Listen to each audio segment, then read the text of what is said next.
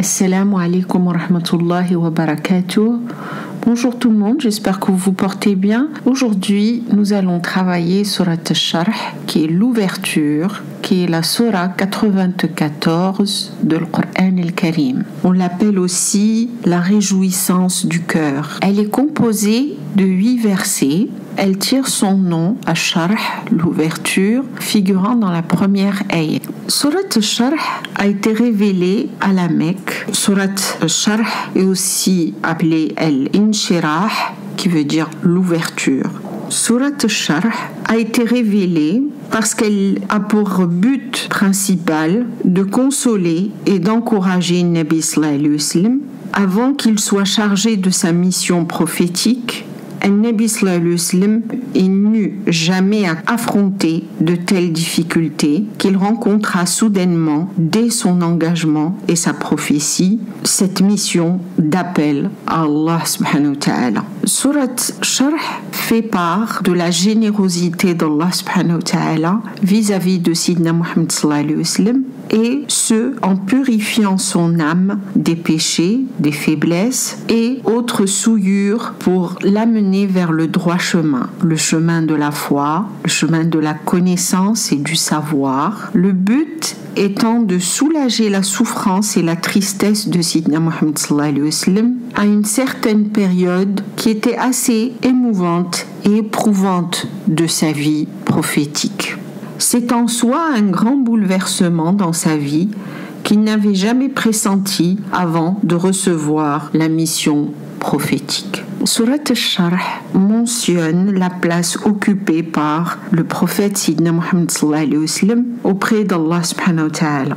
Surat al-Sharh et Surat al-Tin sont très très proches. Certains exégètes les ont rapprochées parce qu'elles invoquent les innombrables bienfaits que Allah subhanahu wa ta'ala a accordés à l'ensemble de l'humanité. Surat al-Sharh est proche de Surat al-Duha parce que les deux décrivent la façon dont Allah subhanahu wa ta'ala a illuminer le cœur de notre prophète Sidna Muhammad sallallahu alayhi wa sallam, le dotant de savoir et de secret afin d'atténuer le poids de ses responsabilités et de l'accompagner tout au long de sa mission. Nabi sallallahu alayhi wa sallam était appelé à reconnaître et à suivre la volonté d'Allah subhanahu wa ta'ala et à transmettre le message suprême à tous les musulmans.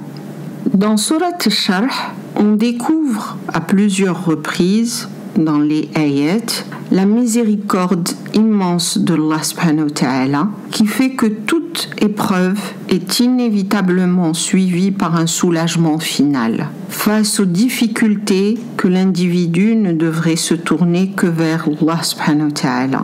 Lui seul est capable de l'aider et d'alléger ses peines, ses douleurs. Allah subhanahu wa ta'ala dans Surat al-Sharh rappelle qu'il a choisi Nabi sallallahu alayhi wa sallam et qu'il l'a favorisé avec 3 grandes bénédictions. La première est la bénédiction de Sharh al-Sadr. Les anges avaient fondu sa poitrine pour la purifier entièrement et n'y laisser que de la lumière. La seconde fut de l'avoir déchargé du fardeau qui accablait ses épaules, et la troisième d'avoir exalté sa renommée. Jamais accordées à personne d'autre, ces bénédictions sont uniques. Surat al-Sharh fait aussi état des difficultés que Nabi sallallahu alayhi wa sallam avait rencontrées dans l'accomplissement de sa mission. Allah subhanahu wa ta'ala l'informe qu'après la difficulté viendra la délivrance de la paix.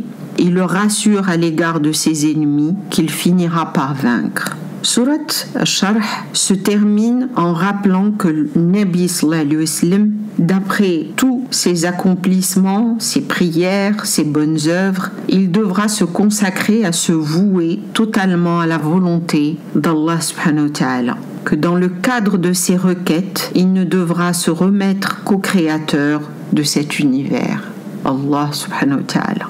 C'est une façon de remercier Allah pour tous les bienfaits que Nabi sallallahu alayhi wa sallam a reçus Donc, les 4 éléments importants de Surat al-Sharh sont l'énumération des faveurs accordées par Allah subhanahu wa ta'ala au prophète Sidna Muhammad, la promesse d'Allah subhanahu wa ta'ala d'éliminer les épreuves difficiles ou de les réduire, imposées par ses ennemis qui jalonnent la route de sa prédication. Troisièmement, l'ordre de se montrer persévérant dans l'accomplissement de ses bonnes œuvres.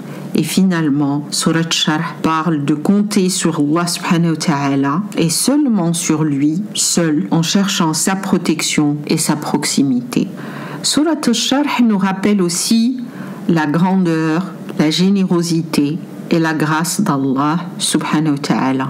Elle est aussi une sourate de l'épanouissement. Elle est reconnue pour son effet rassurant et soulageant.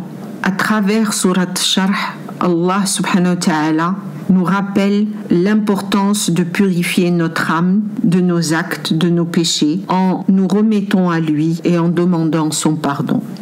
La lecture de Surat Sharh soulage nos inquiétudes et nos angoisses qui nous accompagnent naturellement. Maintenant, je vais traduire Surat Sharh ayah par ayah. Bismillahirrahmanirrahim. Au nom d'Allah, le tout miséricordieux, le très miséricordieux. Alam nashrah laka sadrak. N'avons-nous pas ouvert pour toi ta poitrine? Nous t'avons illuminé la poitrine, nous l'avons rendue spacieuse, vaste, pour que Allah subhanahu wa ta'ala veuille te guider et qu'il a élargi ta poitrine à l'islam et à sa lumière. On dit que le prophète Sidna Muhammad sallallahu alayhi wa sallam a eu la poitrine épanouie, ouverte pour être purifié. Donc il avait un épanouissement physique via sa poitrine, où s'est ajouté un épanouissement moral. Et ne t'avons-nous pas déchargé du fardeau? C'est-à-dire que Allah subhanahu wa ta'ala a ôté de notre prophète Sidna Muhammad sallallahu alayhi wa sallam, il lui a ôté le toit de la pesanteur. Allah subhanahu wa ta'ala lui a pardonné ses péchés. Alladhi anqada dahrak, qui accablait ton dos.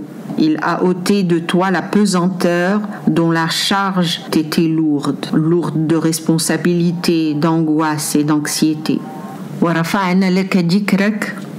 Et exalté pour toi ta renommée. Dieu a exalté au prophète son rappel dans la vie ici-bas et dans l'au-delà. Tout individu prononçant Shahada, disant j'atteste qu'il n'est de Dieu que Dieu et que Sidna Muhammad est l'envoyé de Dieu.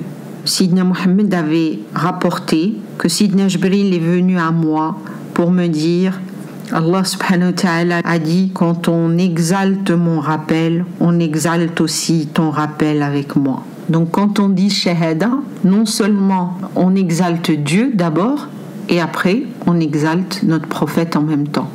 فَإِنَّ مَعَ الْعُسْرِ يُسْرًا. إِنَّ مَعَ الْعُسْرِ يُسْرًا. À côté de la difficulté est certes une facilité. Puis il confirme cela. إِنَّ مَعَ الْعُسْرِ يُسْرًا. فَإِذَا فَرَغْتَ فَانْصَبْ. Quand tu te libères donc, lève-toi. Quand tu termines avec les choses de la vie quotidienne, consacre-toi à l'adoration avec désir et bonne intention. Wa ila rabbika farghab. Et à ton Seigneur, aspire. Wallahu a'lam.